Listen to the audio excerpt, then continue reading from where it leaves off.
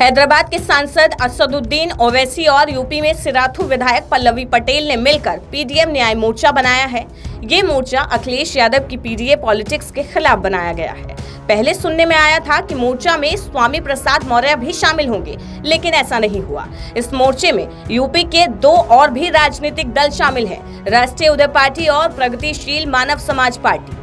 कांग्रेस के साथ चुनावी गठबंधन को लेकर लोकसभा चुनाव के मैदान में उतरे अखिलेश यादव पीडीए की मदद से बीजेपी से मुकाबला कर रहे हैं। पीडीए यानी पिछड़ा, दलित और अल्पसंख्यक वोटर को साधने की कोशिश में है। अखिलेश यादव के खिलाफ गठबंधन से बगावत कर अपना दल कामेरावादी की नेता पल्लवी पटेल ने पीडीएम मोर्चा बनाया है। पीडीएम में पी और डी तो पिछड़े और दलित के लिए है, एक मुस्लिम समुदाय के लिए है। दोनों में फर्क अल्पसंख्यक और मुस्लिम नाम का ही है।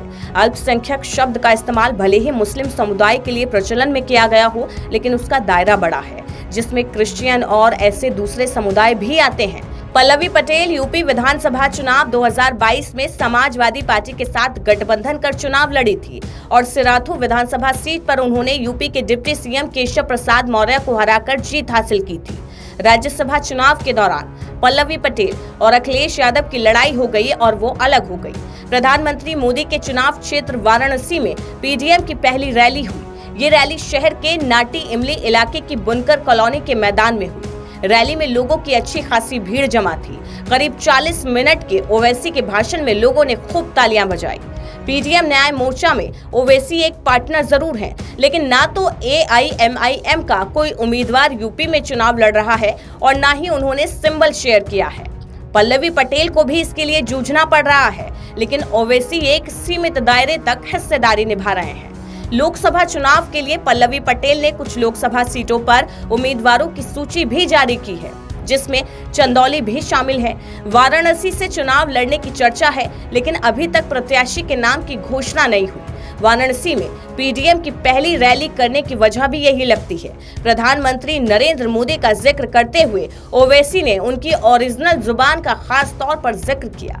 बोले, लोकसभा चुनाव के प्रचार के दौरान प्रधानमंत्री नरेंद्र मोदी राजस्थान पहुंचे, वहां उनकी जुबान ओरिजिनल जुबान पर आ गई।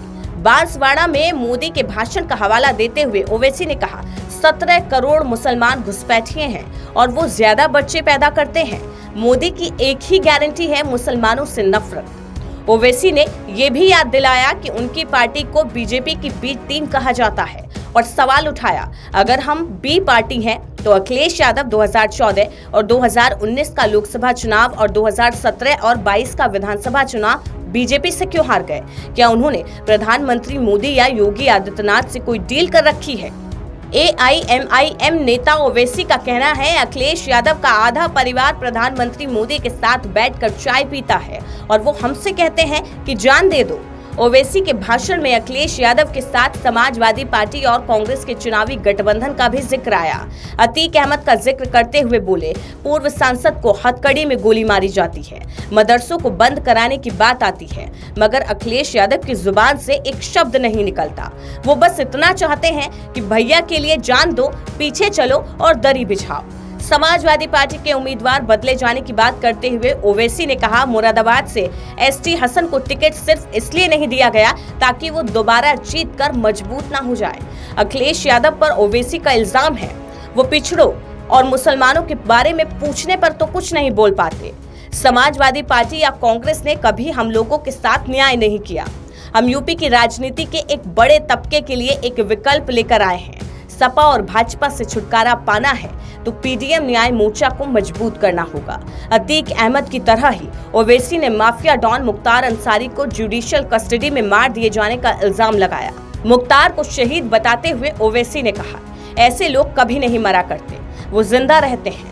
ओवैसी के भाषण पर बीजेपी की तरफ से चुनाव आयोग में शिकायत दर्ज कराई गई है। शिकायत करने वाले बीजेपी के विधि प्रकोष्ठ के पदाधिकारी शशांक शेखर त्रिपाठी का कहना है, असदुद्दीन ओवैसी की तरफ से लगातार भड़काऊ भाषण और बयान दिए गए जो धार्मिक भावनाओं को भड़काने वाले हैं। शशांक शेखर त्रिपाठी ने कहा, ओवैसी की तरफ से मुख्तार अंसारी की मौत पर भी सवाल उठाया गया, जबकि जांच में ये साफ हो गया मुख्तार अंसारी की मौत हार्ट अटैक से हुई है। असदुद्दीन ओवैसी भले ही दावा करते फिरे कि वो बीजेपी की बी टीम नहीं, लेकिन उनकी गतिविधियां ही उनके इरादे पर सवाल खड़ा कर देती हैं। ना तो वो यूपी में अपना उम्मीदवार खड़ा कर रहे हैं और ना ही सिंबल दे रहे हैं। आखिर उनका मकसद क्या है?